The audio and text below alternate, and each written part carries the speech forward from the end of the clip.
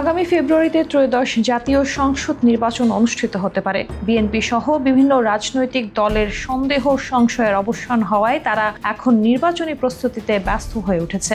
এই মুহূর্তে সবচেয়ে আলোচনায় রয়েছে বিএনপির সিনিয়র যুগ্ম মহাসচিব রুহুল কবির রিজভী। তিনি রাজশাহীর একটি গুরুত্বপূর্ণ সংসদীয় আসনে প্রার্থী হতে আগ্রহী।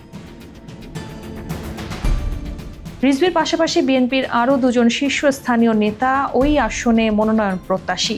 তারা হলেন দলীয় চেয়ারপারসনের উপদেষ্টা মিজানুর রহমান মিনু ও মহানগর বিএনপির আহ্বায়ক অ্যাডভোকেট এরশাদ আলী ঈশা। তারা সবাই এলাকাব্যাপী গণসংযোগ করছেন এবং পোস্টার, ব্যানার ও শুভেচ্ছা বার্তার মাধ্যমে নিজেদের উপস্থিতি জানান দিচ্ছেন।